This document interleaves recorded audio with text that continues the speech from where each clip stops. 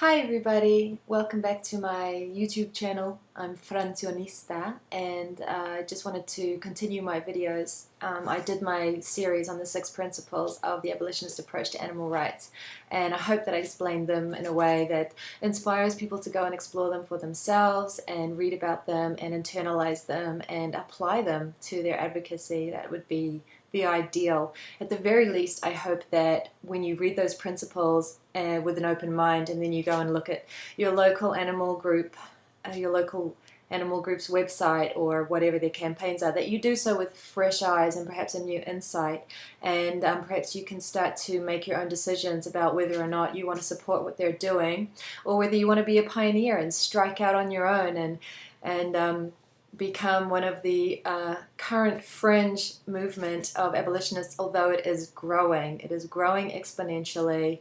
That is undoubtable. It is really, really growing. If a random person who was not vegan and had never heard about veganism came across this video, they might not know what I was talking about, but I would ask them to just really pay attention to how much information there is about veganism in the community. Have they heard of it? Are they suddenly hearing about it more? Because that's what I'm finding. But anyway, I really want these videos to be an inspiration for people to abandon animal welfare and forget all about that and just move away from it. It doesn't work. It just hurts animals. And to really learn how to be an abolitionist grassroots advocate in their community, because that's the only way we're going to change this, people. I just wanted to read something today. I have a book here that I really recommend reading. A lot of people accuse, well, you might hear people accusing abolitionists of shutting down debate and not wanting to engage. That is not true at all. The founder of the abolitionist movement, whose theory it is all based on, is Gary Francione. And he engages in all kinds of, he loves to talk, they don't want to talk to him because they end up looking foolish, in my opinion, because their speciesism becomes exposed. The animal welfare movement is a speciesist movement. It's not an ad hominem, or it's not a deliberate ad hominem. It's the only way to describe it. And I'm going to give you an example. But if you want to see both sides of the argument side by side, a really good debate to listen to is the interview that Eric Marcus did with Gary Francione, and I'll post a link. That is what really turned me on to abolition and got me going and made me a vegan advocate in my community.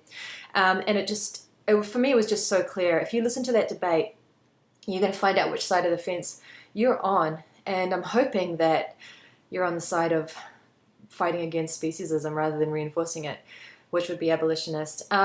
So this book, and I think it's backwards in my video that I'm watching, but I'm sorry if it is, but it's called The Animal Rights Debate, Abolition or Regulation. This is a book written by Gary Francione with a person who defends animal welfare, Robert Garner. So it is a book that they collaborated on, and the first half of the book is Gary Francione's arguments for abolition, abolitionist activity, abolitionist advocacy, and the moral personhood of animals, and the importance of sentience, and the rejection of all animal use. The second part of the book is Robert Garner's position that not all animal use is problematic, and that animals are worth less morally. I'm not saying that. He clearly says it.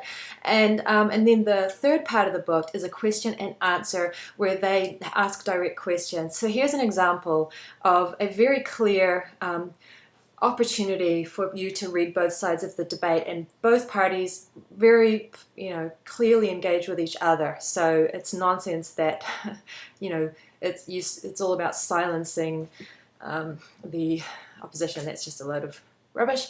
And there's another really good example on the Abolitionist Approach website that I'll post, which was a debate between Bruce Frederick, who was he was the campaign manager for, I believe, PETA for a long, long time, and now he is with an animal sanctuary called Farmed Animal Sanctuary, I believe, and they are totally and utterly welfarist, and their campaigns, the sad thing about sanctuaries is,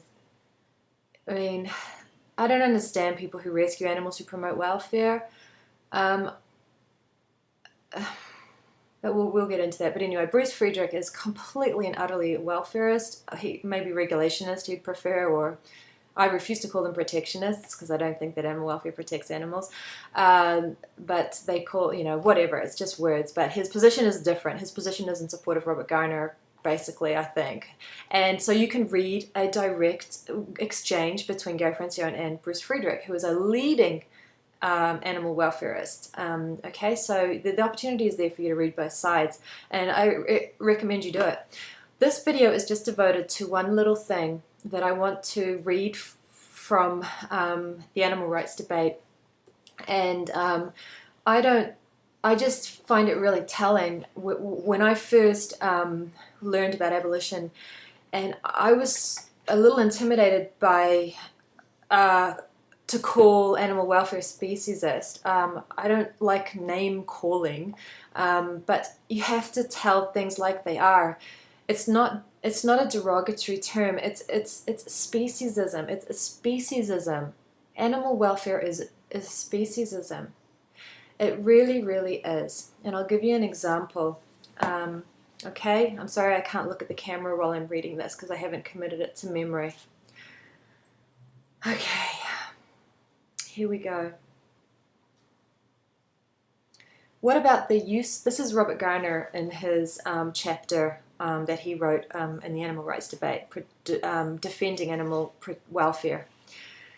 What about the use of animals? The animal rights abolitionists are committed to the principle that the very fact that animals are used, a key component of ownership, is inconsistent with equality between humans and animals. Thus, only if animals cease to be property and therefore can no longer be used can they achieve equality. Clearly, if animals are used in a way that involves the infliction of suffering and death, then this is inconsistent with the equal consideration of interests, because animals do have an interest in not suffering and might, notwithstanding my previous arguments, also have an interest in not dying. They might have an interest in not dying, okay? But the use of animals does not necessarily involve this outcome. As Cochrane, and in brackets it says 2009b, so I don't know that reference, you'll have to get the book, points out, as Cochrane points out, equating their property status with inequality follows only if we add the additional claim that animals possess an interest in not being used against their will. If we conceive of animals as not being autonomous and therefore not having an interest in developing and pursuing their own life plans, then they do not have that interest. Using animals per se, therefore, is not the problem. It is what they are used for that is the key.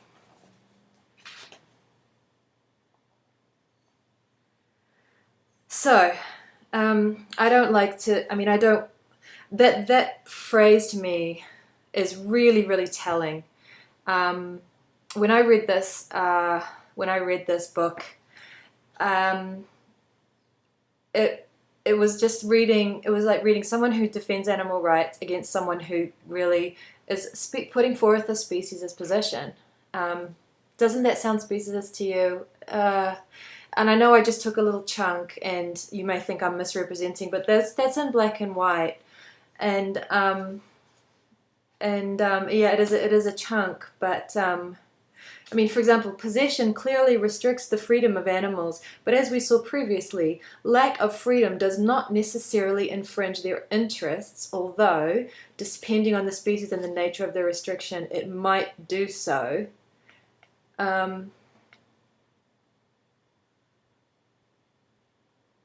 He rejects the principle. Okay, I'll just read one more sentence. I urge you to get the book and read this for yourself and come to your own conclusions. The Animal Rights Debate. Read it. Here we go. This is on the same page of that same bit that I read to you. The crucial point here, he says, this is before the bit that I just read. The crucial point here is that I am rejecting the principle held by Francione and others that all animals have a level of autonomy that provides a blanket prohibition on their ownership. He's not opposed to animal use. Morally, he doesn't think that there's, he's not saying all animal use, and obviously he talks about suffering and things, but the bottom line is that he is saying, as an animal voice, as a leading voice of the animal movement, is saying that animal use is okay under certain circumstances, and it's based on the fact of just an implied superiority and the fact that, you know, he thinks we have the right to own animals. Now, there's all kinds of contingencies in there, and, you know, hopefully he'll explore his own contingencies and realize that it's impossible to not harm them. But I mean, that's just one example of the speciesism that lies behind animal welfare. And it's just a little paragraph from a book, and I urge you to read the whole book. I want to explore it more, but you know, I reject animal welfare on moral reasons. I find it immoral, and I'm very clear about that. And it is difficult sometimes because people who are involved in the animal welfare movement, especially a lot of the vegan volunteers, they really care a lot. They devote their lives, you know, they're vegan and all this stuff, and I just feel like they're not recognizing the speciesism in the movement that they're part of, and it's terrifying to me. It's terrifying to me, and I want to wake people up to that. And they're not always going to appreciate it, and they might not agree. But I mean, if you read stuff like that, and you know, and you read and just go on any website that's an animal welfarist website and look for the speciesism on there. It's pretty shocking. So anyway, I'm probably going to try to, I don't quite know what I'm going to do with these videos, to be honest. It's a whole new thing, and I don't know. But I just was inspired to read that because it follows on from the 6 principles, which rejects animal welfare, the promotion of animal welfare, and because it doesn't lead towards abolition. This position presented here in the animal rights debate is not clearly the opposite view that is opposed to abolition. It's not just opposed to promoting veganism, which it is, but it's opposed to abolishing animal use. It's saying that that's not a problem fundamentally. Although I do believe that there is, you know, I'm not saying that this person is saying it's all good to, you know, slaughter baby. Well, I mean, he is saying I don't know what he's saying, to be honest. I mean, I just don't really know. I actually found it quite confusing. But if you can figure out his position, that's great. But I just prefer to stick with abolition and justice for all. And we don't need to use animals. We have no right to use anyone as property. And believe me, this person is opposed to human slavery. So it's just a speciesist position. And I don't know Dr. Robert Garner. I'm not saying he's a bad person or anything like that. That's his words. He published this book. So you make of it what you will, and read the whole book and read the whole chapters. I'm not just cherry picking, as they say, a little thing to try to omit, you know, the broader picture. That's sort of the baseline of his argument, you know, is that he doesn't agree that the use of animals per se is wrong. And that to me is very, very, very troubling, extremely troubling. So anyway, I hope you enjoyed this video. I don't know if it's going to serve any purpose, but I feel better. I always feel better just talking about these things, and I always learn. So it's really helpful just to talk about these things. The more you talk about veganism and animal rights, the better you get at it, and you can hear your own mistakes. So I do recommend getting involved in doing even podcasts or things like that and just articulating your thoughts. Record yourself, because you learn heaps. I've learned heaps, and I still have a really long way to go. So I hope you enjoyed this video series. I'm just going to keep going with YouTube because I really want to bring the abolitionist approach to YouTube. And even if one person sees this video and is inspired to go and investigate the positions, that is a huge plus for me. What they do with the information is up to them, but at the very least, people are going to go and hear this other side. And the abolitionist movement is growing, so you're going to be hearing more and more from us, from more and more places and more people. Great. All right, thanks for watching, and I'll be back. Bye.